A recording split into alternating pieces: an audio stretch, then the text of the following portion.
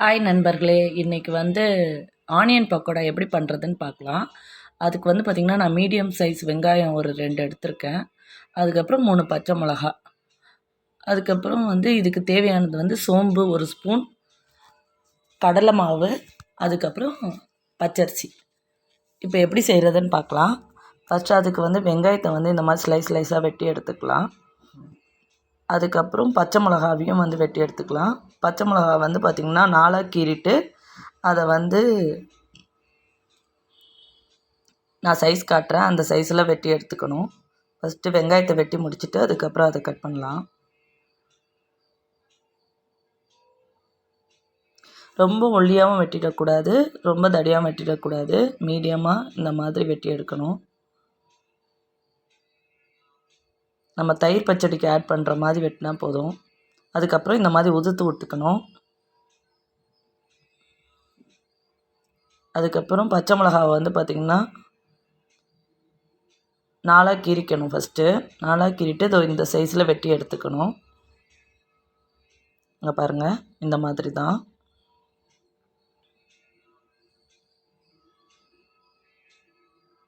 இப்படி வெட்டி எடுத்துக்கணும்.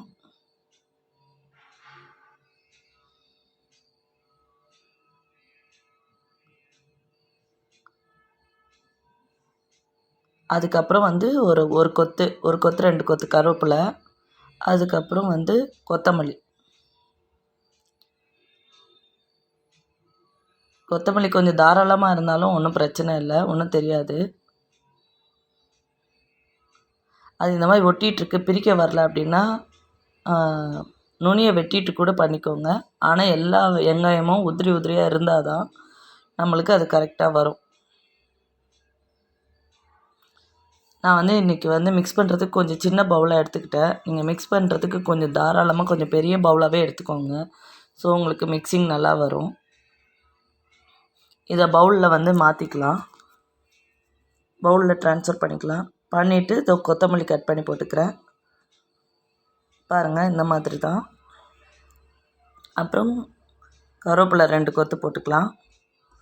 அப்புறம் 1 ஸ்பூன் சோம்பு, அப்புறம் 1 ஸ்பூன் மிளகாத்தூள், அப்புறம் தேவையான அளவு உப்பு எல்லாத்தையும் போட்டு நல்லா மிக்ஸ் பண்ணி விட்டுக்கலாம். மிக்ஸ் பண்ணதுக்கப்புறம் தான் மாவு ஆட் பண்ணோம்.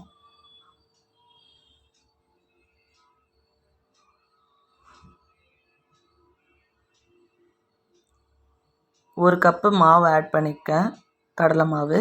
அதுக்கு 1/4 கப்பு அரிசி மாவு ஆட் பண்ணிக்கிறேன். இது தண்ணி விடாமல் ஃபஸ்ட்டு நல்லா பிசைஞ்சு எடுத்துக்கணும். இதுக்கு தண்ணியே தேவையில்லை, வெங்காயத்தில் இருக்க தண்ணியே போதுமானது. அதோடையே நல்லா மிக்ஸ் பண்ணி எடுத்துக்கலாம். மிக்ஸ் பண்ணி எடுத்ததுக்கப்புறமும் தண்ணி வேணும் உங்களுக்கு தோணுச்சுன்னா தண்ணியை லேசாக தெளிச்சிக்கிட்டால் போதும். ஊற்றிடக்கூடாது, தெளிச்சிக்கிட்டு தான் ஆட் பண்ணணும். ஒரு தடவை தெளிச்சிக்கோங்க. தெளிச்சிட்டு நல்லா மிக்ஸ் பண்ணி விட்டுக்கோங்க. ஒரு தடவை தெளிச்சிட்டு மிக்ஸ் பண்ணாலே பாருங்கள் எப்படி மிக்ஸ் ஆகிடுச்சின்னு. இதுக்கப்புறம் இந்த மீன் டைமில் எண்ணெய் சூடு பண்ணி வச்சுக்கோங்க. எண்ணெய் ஃபுல்லே தான் இருக்கணும். எண்ணெயை சிம்லலாம் வச்சிடக்கூடாது. வெங்காயன்றனால டக்குன்னு வெந்துடும் ஆனியன் பக்கோடாவுக்கு. இதை சிம்மில் வச்சிடக்கூடாது, மீடியம் ஃப்ளேம்லேயும் வச்சிடக்கூடாது. இது ஃபுல்லாக தான் வச்சுக்கணும். நான் இது சொல்கிறது எல்லாமே பிகினர்ஸ்க்காக மட்டும்தான். அப்புறம் பார்த்திங்கன்னா நல்லா வெந்துடும். இந்த மாதிரி அந்த பபிள்ஸ் அடங்கின உடனே நம்ம எடுத்துட வேண்டியதான். போடும்போது பாருங்கள் எப்படி பபிள்ஸ் இருக்குன்னு. அப்படியே கொஞ்சம் கொஞ்சமாக வேக அது அடங்கிடும். அதுதான் கரெக்டான பக்குவம். நல்லா அடங்கினதுக்கப்புறம் அப்படியே எடுத்துட வேண்டியதுதான். அப்போ மாவு வெந்துருச்சுன்னு அர்த்தம். இந்த டைமில் எடுத்தோன்னா அது அழகாக வந்துடும். நல்ல ருசியான பக்கோடா ரெடி ஆகிடுச்சு. பாருங்கள், நல்ல ருசியான பக்கோடா ரெடி ஆகிடுச்சு. பாருங்கள் எவ்வளோ அழகாக கரெக்டான ஃப்ளேவரில் கரெக்டான டேஸ்ட்டில் ரெடி ஆகிடுச்சு. இது பார்க்குறதுக்கு நல்லா ஃப்ளேவரிஷாக நல்லா டேஸ்டியாக இருக்கும். நல்லா கிறிஸ்பியாகவும் இருக்கும். பாருங்கள், நம்ம அந்த அரிசி மாவு சேர்க்கறனால நல்லா கிறிஸ்பியாகவும் இருக்கும். ஒன்ஸ் செஞ்சு பாருங்கள், எப்படி இருக்குதுன்னு பார்த்துட்டு கமெண்டில் சொல்லுங்கள். ஓகேங்களா? தேங்க்யூ ஃப்ரெண்ட்ஸ், தேங்க்யூ, பாய். உங்களுக்கு வீடியோ பிடிச்சிருந்தா கண்டிப்பாக சப்ஸ்கிரைப் பண்ணுங்கள். தேங்க்யூ.